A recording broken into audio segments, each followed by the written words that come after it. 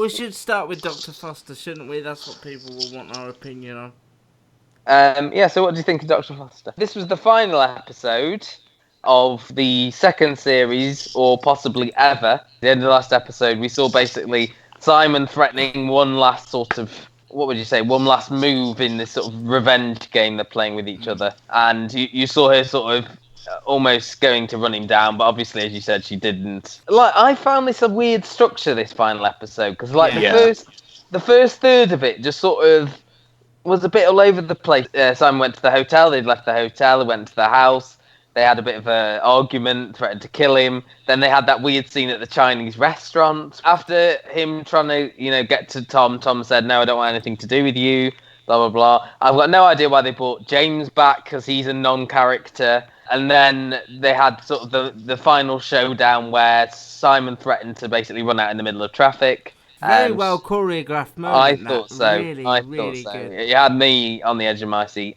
Then she sort of agrees to sort of help him to kill himself. It ends with her convincing him not to end his own life, but while she's doing this convincing, Tom leaves the car, never to be seen again until, as several people have pointed out on Twitter, Julianne Baptiste gets involved. And well done. It's the third series of The Missing.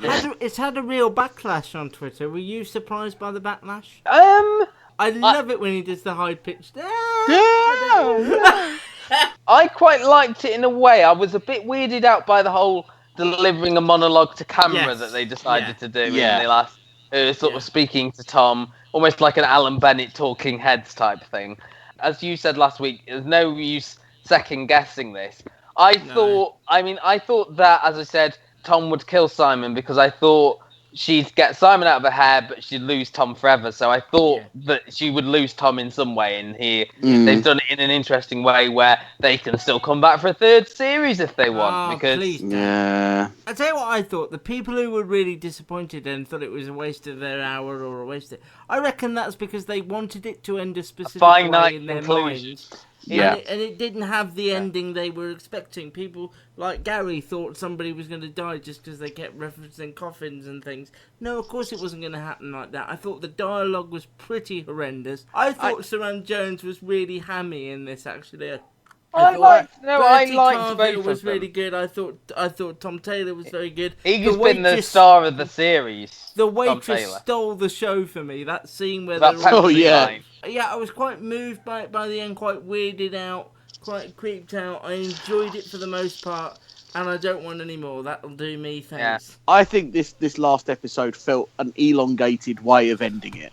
The flashbacks were annoying. Yeah, well, that's where I was coming to. I think they really only had about 40 minutes worth of material for this last episode, and what they did was stretch it out with these kind of flashbacks to before all the problems. They've never done that before, so I don't know. No, this could well have been a four-parter that's been absolutely. I think we all agreed that we didn't really see the need for a second series.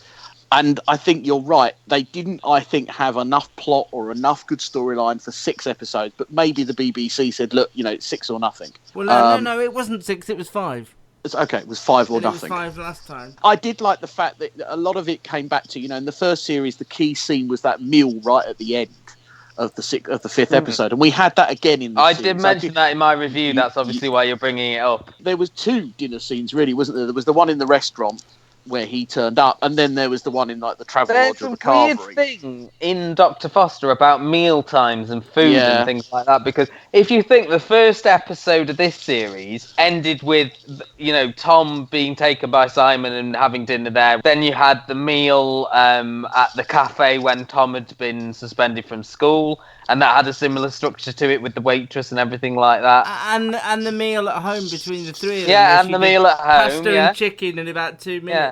So there is a weird thing, if you look throughout the 2 series, about all the weird thing with the food and stuff like that. I think, again, the only thing that to pick on this series a little bit, I would say they had much more at the GP surgery last season. You miss Robert Pugh, isn't it? You've got a real thing about the Pugh. Well, but there was no kind of her, but right in this last episode, there was all this thing about her being a great GP and a mum.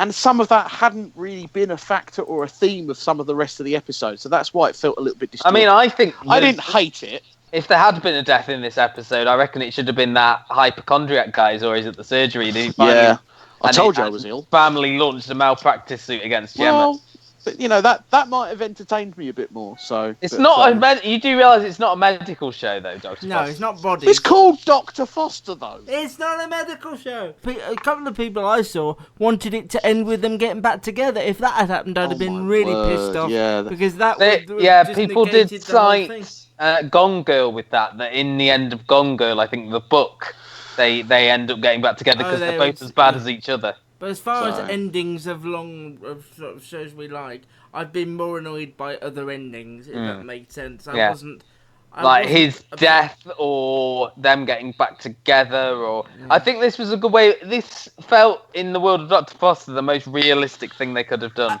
I tell you what, actually, I would have been happier, and it would have been we would have been talking longer, I think, if she'd let him go through with putting the syringes in. Because that would have been really sort of something we'd never seen before. So, and getting a proper revenge. Or if she'd not stopped him from jumping in front of the traffic. Yeah, but I think watching him do that and the slow sort of thing that would have been, because that wouldn't have been instantaneous death, as she said, that would have been quite difficult to watch and quite worthy of discussion. There's holes. We'd never noticed it before. There's holes in Dr. Foster. And you can't get him patched up because she's never at the blooming GP surgery. It's not a medical show, Matt.